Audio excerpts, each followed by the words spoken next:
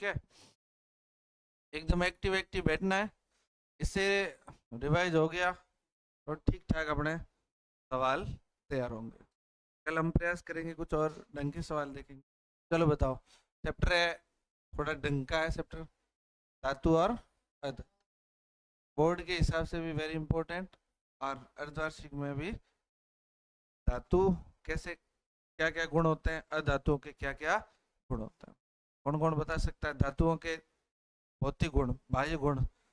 बता, वागा बता, क्या क्या होंगे? है? है? बोलो, धातुओं के गुण क्या क्या होंगे? अशोक बता।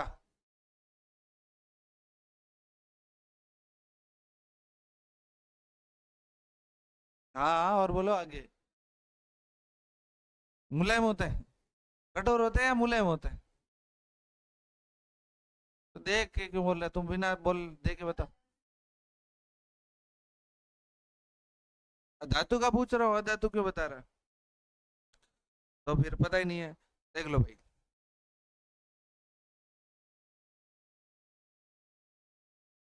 पहले भौतिक गुण पढ़ेंगे। देखो भाई, धातुओं के गुण है, सामान्यतः ये कठोर होते हैं और ठोस होती है। धातुएं कैसी होती है? कठोर होती है और ठोस। जबकि ये कुछ ऐसी धातुएं हैं जो मुलायम है, ये कुछ ऐसी धातुएं हैं जो क्या है? मुलायम। एक तो कौन है? लिथियम, एक कौन है? सोडियम, और एक कौन है? पोटेशियम। ये ऐसी है जिनको अपन किससे काट सकते हैं? चाकू से काटा जा सकता है। अपवाद, धातुएं कौन सी अवस्था में पाई जाती है? ठोस। लेकिन एक ऐसी धातु है जो कौन सी अवस्था में पाई जाए? द्रव। क्या नाम हो जाएगा? पारा या मृकरी, पारा या मृकरी। ये फिर बात करें, ये अधातुएं सामान्यतः कैसी होती है? ठोस या गैस हो सकती है, ठोस या क्या हो सकती है? गैस। लेकिन लेकिन एक ऐसी धातु है जो कौन सी अवस्था में पाई जाएगी? द्रव, और जिसका नाम क्या बोलो? ब्रोमीन। कौन सा नाम है? ब्रोमीन। ये नाम हो जाएगा ब्रोमीन। चलो नेक्स्ट देखते हैं अपन। धात्विक समक पाई जाती है, धातुओं में क्या पाई जाती है? धात्विक समक पाई जाती है, यानी कि उनकी सतह जो है वो समकिली होती है। लेकिन अधातुओं में ये समक होती नहीं है। धातुओं की सतह तो समकिली होगी, अधातुओं की सतह समकिली नहीं होगी।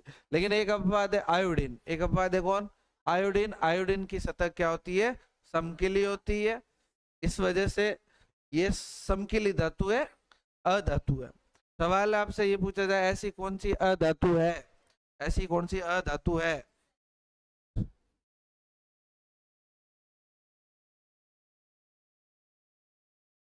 कोई नहीं, ऐसी तो कई अशुद्धियां हो जाती। तो बताओ, धात्विक चमक पाई जाती है धातुओं में, लेकिन अधातुओं में कोई चमक नहीं होती। लेकिन कौन चमकीला है? आयोडीन। आयोडीन कहाँ पाया जाता है? सामान्यतः हमारे मतलब घरों में नमक वगैरह होता है, उनमें अपन आयोडीन रखते हैं। आघात वर्धनीयता पाई जाती है धातुओं में, क्या पाई जाती है? आघात। आघात वर्धनीयता का अर्थ होता है उन्हें पीट पीट के पतली चादर बनाई जा सकती है। लेकिन अधातुओं में कोई आघात वर्धनीयता नहीं पाई जाती है। ठीक है, इसका मतलब इनको पीट पीट के पतली चादर नहीं बनाया जा सकता। इनमें पाई जाती है धातुओं में तन्यता। धातुओं में तन्यता का अर्थ क्या होता है? कि इन्हें खींच करके तार बना सकते हैं। और सबसे ज्यादा तन्य धातु जो है वो कौन सी है? सोना। सोने के 1 ग्राम से कितना? लगभग 2 किलोमीटर सोने का तार बनाया जा सकता है। लेकिन तन्यता, अधातु में तो कोई तन्यता नहीं पाई जाती। धातुएं क्या होती है? उष्मा की सुचालक होती है। धातुएं उष्मा की सुचालक होती है। चांदी और तांबा ये सबसे बेहतर चालक होते हैं, किसके? उष्मा के। और हालांकि ये विद्युत के भी अच्छे चालक है। उष्मा की अधातुएं होती है कैसी? कुचालक। और ये विद्युत की भी कुचालक होती है। लेकिन ग्रेफाइट विद्युत का सुचालक होता है। ग्रेफाइट क्या होता है? विद्युत का सुचालक। ये ग्रेफाइट जो है धातु है अधातु है भागा? अधातु। क्या है? अधातु। लेकिन सबसे अच्छी उष्मा की चालक होती है ये चांदी। और ये लेड और मरकरी ये बहुत कम चालन करती है। लेड और मरकरी, लेड पीबी और मरकरी एचजी, ये बहुत कम चालन करती है, इसलिए अपन इसको कुचालक मान सकते हैं। इसलिए सवाल आपसे पूछा जाए कि ऐसी कौन सी धातु है जो कुचालक के रूप में व्यवहार करती है, तो कौन सी हो जाएगी? लेड और मरकरी। लेड और विद्युत की सुचालक होती है, एक नाम याद रखना, पीवीसी। बोलो पीवीसी का नाम है पॉली वाइनिल और chloride. Poly, P for poly, Y V for vinyl, C for chloride. क्या होता है पीवीसी? जो आप लोगों ने तार देखे ना, तार, तार पाइप,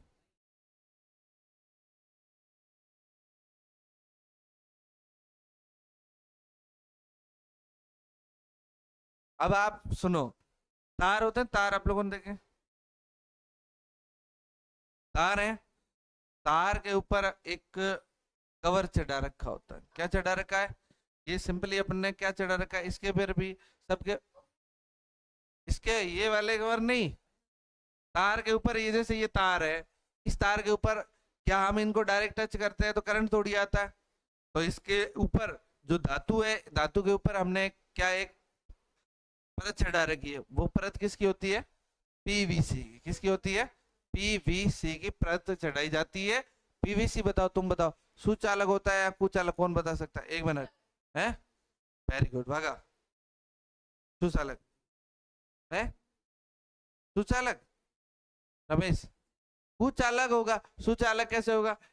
क्या हम इनके हाथ देंगे तो हमारे करंट आएगा क्या? करंट नहीं आएगा तो सुचालक हुआ या कुचालक हुआ? कुचालक हुआ ना। तो हम इसलिए ही तो लगाते हैं ताकि क्या हमारे करंट नहीं आए। क्या आप लोग, हम तार, आपने कभी नहीं सोचा कि करंट तो चलता तो किस में है? धातु में। फिर हमने इसके ऊपर ये पीवीसी का रबड़ की लेयर क्यों लगा रखी है? क्यों लगा रखी है? इसीलिए लगा रखी है ताकि ये हमारे डायरेक्ट, हम इनको टच नहीं करें, टच नहीं करें तो करंट नहीं लगे, करेंगे तो भी मान लो करंट नहीं लगेगा। ठीक बात। धातुओं में एक गुण पाया जाता है सोनोरस या ध्वनिकता। ध्वनिकता का अर्थ है इनको पीटेंगे तो क्या उत्पन्न करेगी? ध्वनि। इसलिए आप लोगों ने देखा होगा विद्यालय वगैरह की घंटियां जो होती थी वो धातु, मंदिरों में घंटियां को किसकी बना रखी होती है? धातु। धातु की। किसकी बना रखी है? धातु। अब क्यों सवाल ये पूछा जाता है, लॉजिकली पूछा जाता है। अब ये हम कोई बताता नहीं है, लेकिन यूं पूछा जाए कि मंदिरों में घंटियां धातु की क्यों बनाई जाती है, तो तुम क्या सोचोगे? तुम सोचोगे ऐसा, मंदिरों में घंटियों की तो बात ही नहीं करी मास्टर ने।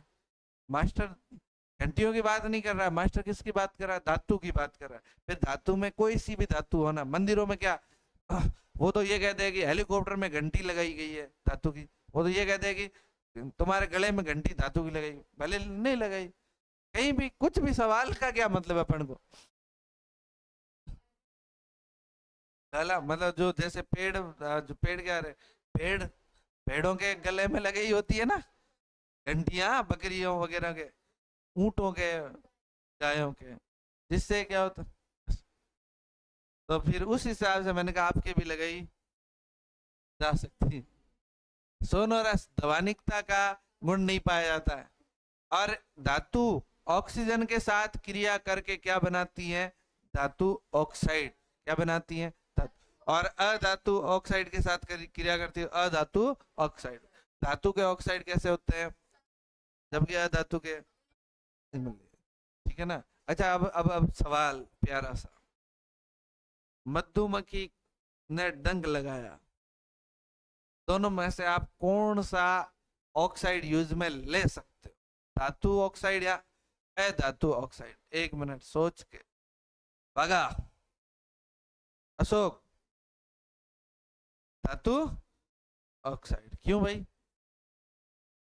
तो अमली लेते तो, क्योंकि मधुमक्खी ने तो क्या डाला है पहले से ही। हाँ, भंवरी डाल देगी तो कौन सा ले लेंगे? ये ले लेंगे, अम्लीय वाला। फिर अपन देखते हैं, क्योंकि वो चार छोड़ती है। धातुओं के रासायनिक गुण क्या है? धातुओं के रासायनिक गुण देखते हैं। तो धातुओं के रासायनिक गुण में सबसे महत्वपूर्ण पहला आता है धातु, धातु का वायु में दहन। धातु का वायु में दहन, या सीधा सीधा पूछे धातुओं का दहन, धातुओं का दहन या धातुओं का वायु में दहन। और ये होता क्या? ऑक्सीजन के साथ रिएक्शन मतलब इनको जलाया जाए धातुओं, तो धातु जब जलेगी तो ऑक्सीजन से क्रिया होगी तो क्या बन जाएंगे, धातु ऑक्साइड। और साथ में क्या निकलेगी, उष्मा निकलेगी तो निकलेगी।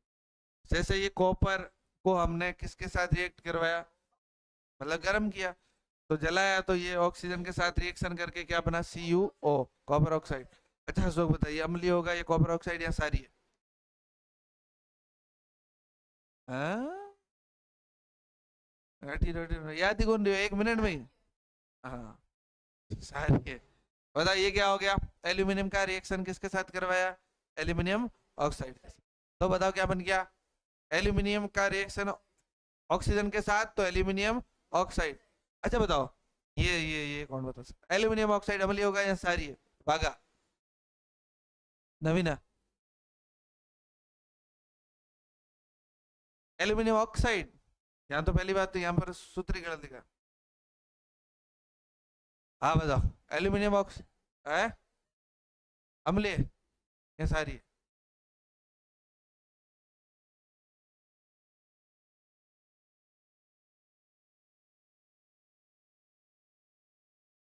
अब बताओ क्या होगा, अम्लीय, क्षारीय, क्षारीय होगा। अच्छा आप लोगों ने वे ऑक्साइड सुने, जो भी धर्मी ऑक्साइड होते हैं, है? है? एक तो कौन कौन है, तो ये क्या हो जाएगा, ये अम्लीय भी हो सकता है, इसीलिए तो ये सवाल पूछा था, वरना तो ये तो मुझे भी बता था आपको आएगा ही है। तो अम्लीय भी होता है, क्षारीय भी, क्योंकि ये कैसा ऑक्साइड है, उभय धर्मी ऑक्साइड। और गुण होता है बोलो, ZnO, जिंक ऑक्साइड। और गुण होता है जिंक ऑक्साइड, ऐसे। अरे रहने दे, गलत है तो है। ये देखो, यहाँ पर वापस आ गया, उपधर्मी ऑक्साइड, वे धातु ऑक्साइड जो अम्ल तथा क्षारक दोनों से अभिक्रिया करके लवण एवं जल बनाते हैं, उन्हें हम कौन से ऑक्साइड कहते हैं, उपधर्मी ऑक्साइड कहा जाता है। जैसे ये एल्यूमिनियम ऑक्साइड और जिंक ऑक्साइड, एल्यूमिनियम ऑक्साइड की अपन अम्ल, क्या हो गया, बोलो बोलो क्या डाउट था। हो सकता है, बताओ। ये एल्यूमिनियम है, इसकी रिएक्शन किसके साथ कराई, HCl यानी कि अम्ल के साथ, अम्ल के साथ कराई तो क्या बन गया, एल्यूमिनियम क्लोराइड। एल्यूमिनियम क्लोराइड बन गया और साथ में क्या बन गया, जल। यानी कि ये एल्यूमिनियम क्लोराइड क्या है, एक तरह का लवण। एल्यूमिनियम ऑक्साइड की फिर क्रिया हमने किसके साथ करी, NaOS, यानी कि किसके साथ, तार के साथ, और ये क्या बन गया, सोडियम एल्यूमिनेट, सोडियम एल्यूमिनेट। ये बहुत इंपॉर्टेंट सूत्र देखो इसका, NaAlO2, इसमें सोडियम है, एल्यूमिनियम है, ऑक्सीजन है, तीनों ऑक्सीजन। और साथ में क्या बन गया बोलो, जल, H2O। तो बताओ ये दोनों, दोनों आपके कोर्स में बहुत महत्वपूर्ण ये यहाँ से सवाल पूछने की फुल संभावना बनती है, ठीक बात। चलो नेक्स्ट, और कुछ बातें करते हैं, क्या क्या बातें हैं।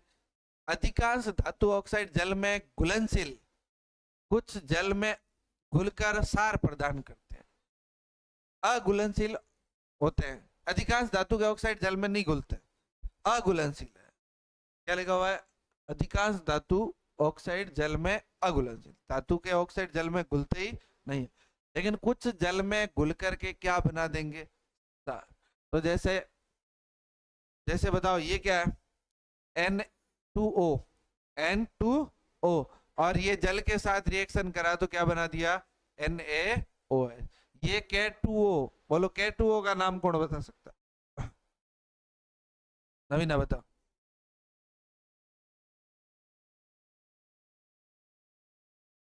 पोटेशियम ऑक्साइड के साथ रिएक्शन कराई जल की तो क्या बन गया, ये कौन बता सकता, नवीना बता। मैं, पोटेशियम हाइड्रोक्साइड, ठीक है। धातुएं जो हैं वो धातु, छोड़ दिया ना।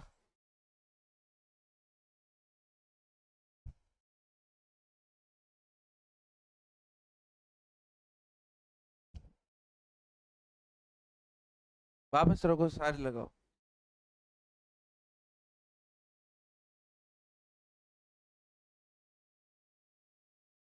टूट गया होगा, अरे कोई नहीं, लगाओ अभी लगाओ।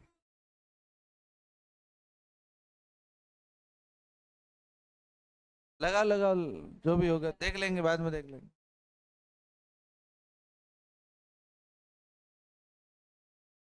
अब गया तो अब क्या कर सकते हैं।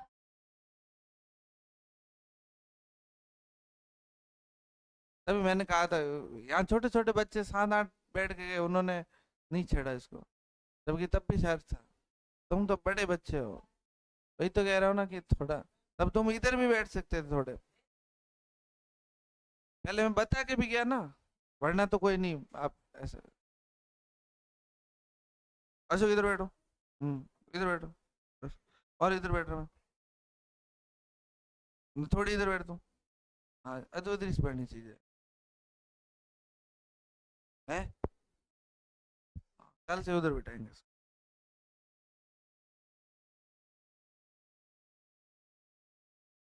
सही है, करंट भी आ जाए।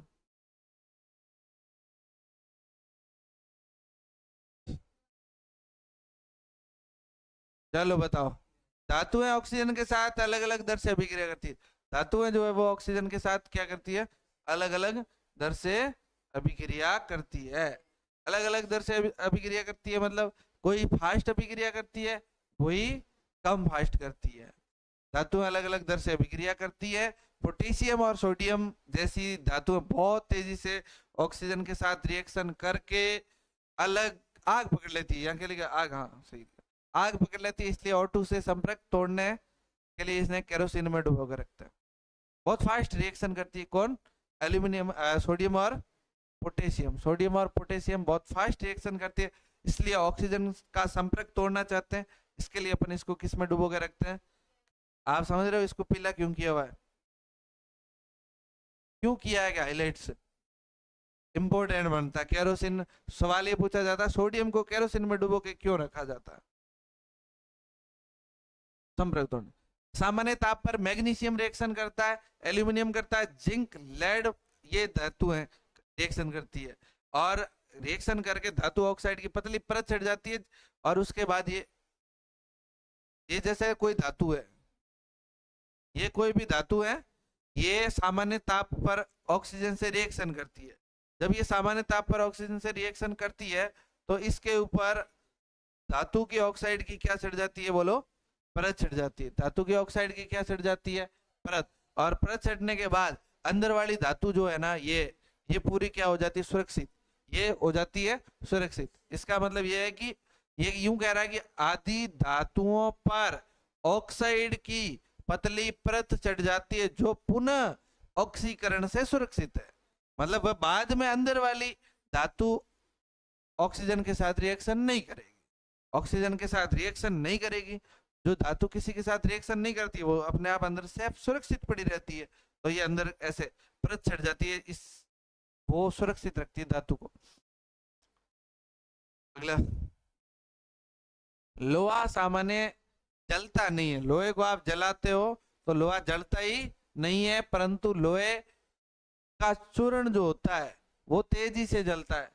फिर बातें इतनी सी, आधी सी क्लास है, आपका जब मन करे।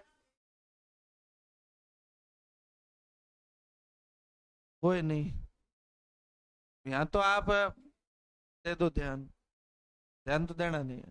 सामान्य ताप पर लोहा जलता नहीं है, परंतु लोहे का चूर्ण अगर अपन बनाए तो वो बहुत तेजी से जलेगा। कॉपर भी नहीं जलता है, परंतु कॉपर पर काले रंग की परत चढ़ती है। वेरी इंपॉर्टेंट, देखो भाई, कॉपर पे किस रंग की परत चढ़ जाती है बोलो, कॉपर। फिर वापस बोल रहे हो, कितना भी महत्वपूर्ण काम हो, रमेश हो चाहे, ऐसा नहीं चलेगा। चुपचाप पढ़ लो, या तो फिर ऐसे ही क्या मतलब टाइम पास कर रहे हो। आपके तो कोई टेंशन नहीं, टाइम पास करो तो भी चले, मैं तो सारे दिन खड़ा रह रह के फालतू क्यों मैं गला फाड़ू। पढ़ना पढ़ाने के पर्पज से, पढ़ाना का पर्पज है और कोई पर्पज नहीं। ऐसा वो नहीं है तुम। बाकी ठीक है, चलो देखो, ज्यादा एक्स्ट्रा बातें नहीं की जा रहे। लोहा सामान्यतः नहीं जलता है, चूर्ण जलता है, पहली बात। कॉपर नहीं जलता है, लेकिन कॉपर पर कैसी परत चढ़ जाती है? काले रंग की। और जिसे हम कॉपर ऑक्साइड की परत कहते हैं, किसकी परत है वो? कैसे रंग की? काले रंग की परत। सिल्वर और गोल्ड यानी कि सोना अत्यधिक ताप पर भी अभिक्रिया नहीं करते। इनको बहुत ज्यादा ताप पर भी पिघल जाएंगे, लेकिन ये किसी ऑक्सीजन के साथ रिएक्शन करेंगे ही नहीं। इसीलिए तो आपको पता है सोने को बहुत ज्यादा पिघलाया जाता है, फिर भी तो वो ऑक्सीजन के साथ रिएक्शन करता ही नहीं है। अगर रिएक्शन करे तो फिर सोना तो खराब हो जाएगा, फिर तो सोने का ऑक्साइड बन जाएगा, फिर लोग गहने कैसे बनाएंगे ऐसा। एक है एनोडीकरण, ये भी बहुत अच्छा सवाल बनता है। एल्यूमिनियम पर मोटी ऑक्साइड की परत बनाने की प्रक्रिया क्या कहलाती है? एनोडीकरण। जैसे देखो ये हमारे पास क्या है? एल्यूमिनियम है, क्या है? तो अपन इसको गर्म करेंगे तो बताओ ये किससे अभिक्रिया करेगा? ऑक्सीजन से। किससे करेगा? ऑक्सीजन से। ये लो ऑक्सीजन की मोटी क्या चढ़ गई? परत। तो इसे हमने क्या कह दिया? इस प्रक्रिया को हमने कहा एनोडीकरण। क्या कहा है? एनोडीकरण। अब सुनो मेरी बात, महत्वपूर्ण बात सुनो। सवाल यह है कि इस पर परत चढ़ा के एनोडीकरण क्यों किया? ऑक्साइड की परत चढ़ाई क्यों? तू बता। अभी हमने पहले भी कहा था एक ऑक्साइड की परत चढ़ने से फायदा होता है, वो मेन फायदा क्या? हाँ, मेन फायदा ये है कि अंदर वाली एल्यूमिनियम अब किसी ऑक्सीजन के साथ रिएक्शन नहीं करेगी, किसी के साथ नहीं कर पाएगी। क्यों? क्योंकि ऊपर परत किसकी आ गई अब? एल्यूमिनियम ऑक्साइड की। तो ये इसलिए तो ये परत पहली बात संचारण से बचाती है, ये महत्वपूर्ण बात होगी। वो पहले भी मैंने बता दिया। एल्यूमिनियम की ऊपर परत ऑक्साइड की परत है, तो वो परत क्या करेगी? परत ये काम कर लेगी, महत्वपूर्ण काम, कि अंदर वाली ऑक्सीजन और ये एल्यूमिनियम से रिएक्शन नहीं होगी। परत को आसानी से रंगा जा सकता है। एल्यूमिनियम की परत रंग नहीं सकते, लेकिन एल्यूमिनियम ऑक्साइड की परत को रंग सकते हैं और आकर्षक वस्तुएं बनाई जा सकती है। पर सवाल ये भी तो है कि सर एल्यूमिनियम ऑक्साइड करना कैसे है? ये ऑनेडीकरण करना क्या, एनोडीकरण करना कैसे? ऑनेडीकरण नहीं, एनोडीकरण कैसे करना है? एल्यूमिनियम की एक साफ वस्तु को एनोड बनाना है। एल्यूमिनियम की एक साफ वस्तु लेनी है और उसको क्या बनाना है? ये बना दिया एनोड। ये है किसकी परत? वस्तु एल्यूमिनियम की वस्तु को हमने बना दिया एनोडीकरण, और बनाकर तनु सल्फ्यूरिक अम्ल के साथ विद्युत अपघटन करें। किसके साथ? तनु सल्फ्यूरिक अम्ल H2SO4 के साथ विद्युत अपघटन करना है। पर फिर एनोड पर उत्सर्जित ऑक्सीजन, ये एनोड से जो ऑक्सीजन आएगी, यहाँ पर ये देख लेते हैं। एक तो बनाना एनोड, और ये क्या बन गया? कैथोड। इनको किससे जोड़ा जाता है? बैटरी से।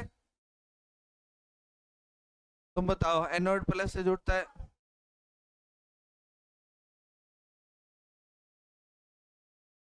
ये नहीं है कैथोड। ए कैथोड, कैथोड। हेलो रे, कैथोड है, कैथोड है। हाँ बताओ, बोलो। एनोड प्लस से जुड़ेगा माइनस से वगा? अशोक,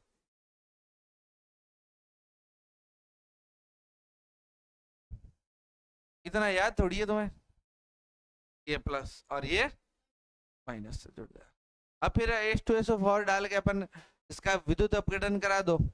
विद्युत अपघटन कराएंगे तो एनोड पर जो ऑक्सीजन जाएगी वो एल्यूमिनियम इससे। अब तुम बताओ, ये H2SO4 है, H2SO4 से ऑक्सीजन निकली, क्या निकली बोलो? तुम बताओ, ये ऑक्सीजन एनोड पे जानी चाहिए या कैथोड पे जानी चाहिए? एक मिनट, जिसका दिमाग चले वो बता देना। नवीना बता, किस पे? एनोड पे जानी चाहिए थी या कैथोड पे जानी चाहिए थी? अशोक, एनोड पे जानी चाहिए थी, कैथोड पे जा थोड़ी रही है, एनोड पे आएगी। हम कह रहे हैं ये ऑक्सीजन एनोड पे आएगी, तो जानी कहाँ था? ये थी कैथोड पे जानी चाहिए थी। रमेश, कहाँ जानी चाहिए थी? हाँ, यही तो दिमाग लगाना था कि ऑक्सीजन क्या होता है? और माइनस। ऑक्सीजन माइनस होता है, तो ये किसकी तरफ जाएगा? प्लस की तरफ। प्लस कौन होता है?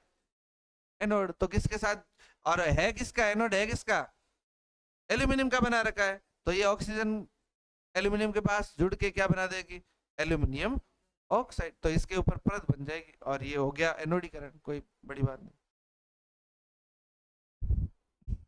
अगला,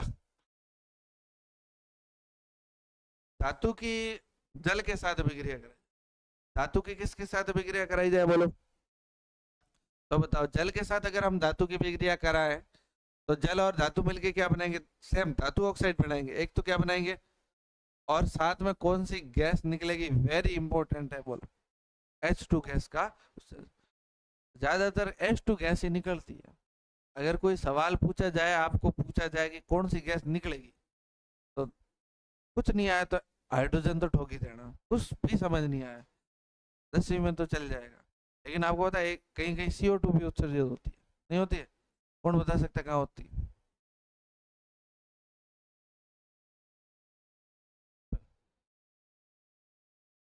हाँ वो तो किसी वस्तु को जलाते हैं तो निकल सकती है, लकड़ी को या कार्बनिक चीजों को जलाएंगे तो CO2 निकलेगी।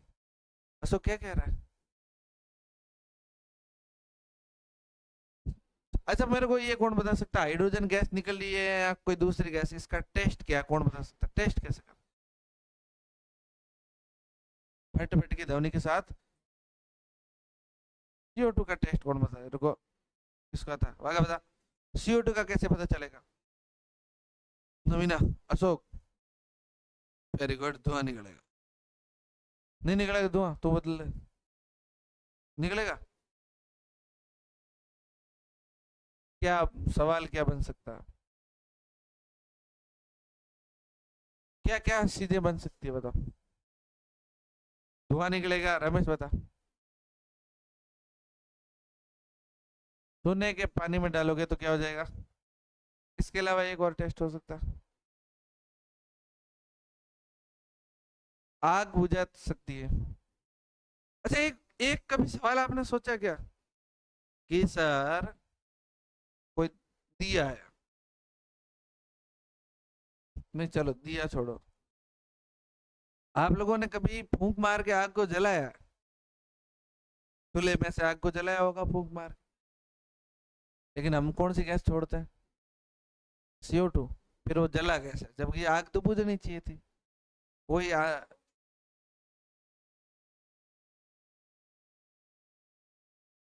हाँ, तो बाद बाहर तो दूसरी गैस आ रही है कि नहीं आ रही है, ऑक्सीजन ज्यादा आ रही है या हमारे शरीर से बाहर, कौन,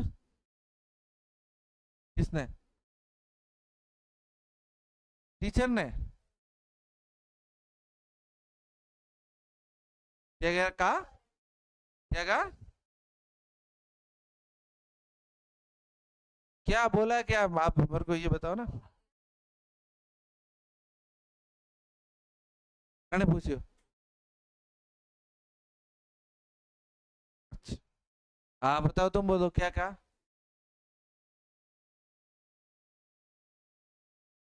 देखो कारण, ऐसा सुनो, मुंडा मुंह थोड़ी छोड़ो आप, एक बात बताओ, चलो आप खुद, हाँ सही है, आप खुद सोचो, हमने फूंक, हमें क्या मारनी, फूंक मारनी है, तो हमारी वायु फेफड़ों से आएगी या मुंह वाली से आएगी, थोड़ा दिमाग लगाओ, प्रयास करो कि आप फूंक मार रहे हो जोर से, मुंह की आई है या फेफड़ों से भी आपको फील हो रही है, आ रही है, फेफड़ों से तो आ रही है, मुंह में तो हमारा मुंह का आयत नहीं किया, मुंह तो इतना सा है, सांस को रोके,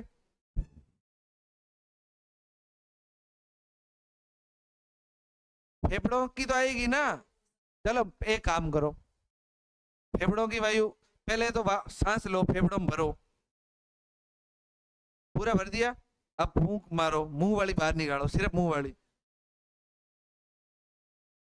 अब आप ले लो, अब ले लो कैसे, अगर हम अ- अब वापस वापस दोबारा लो, पूरे फेफड़े भरो, अब आप जोर से फूंक मारो जैसे कोई देवता बाढ़ रहा है, अब बताओ, फेफड़े खाली हो गए या नहीं हुए? हैं? भाई फेफड़ों से वायु तो कहाँ से आ रही है? फेफड़ों से ही आ रही है। लेकिन आपको एक बात पता है क्या? आप अच्छा, अब ये बताओ मेरे को, सबसे ज्यादा कौन सी गैस बाहर आ रही है मुंह में से? नाइट्रोजन। अच्छा चलो, सवाल ये पूछा जाए, ऑक्सीजन ज्यादा आ रही है या CO2 ज्यादा आ रही है? सीधी सीधी बात है ना, क्योंकि ऑक्सीजन थी कितनी परसेंट? 21। 21 में से मान लो हमने ली होगी तो 10 तो रही होगी, कितनी भी ली होगी तो 10 तो रही होगी। और CO2 कितनी थी? 0.02। 0.2% क्या होती है? आई होगी तो कितनी? 0.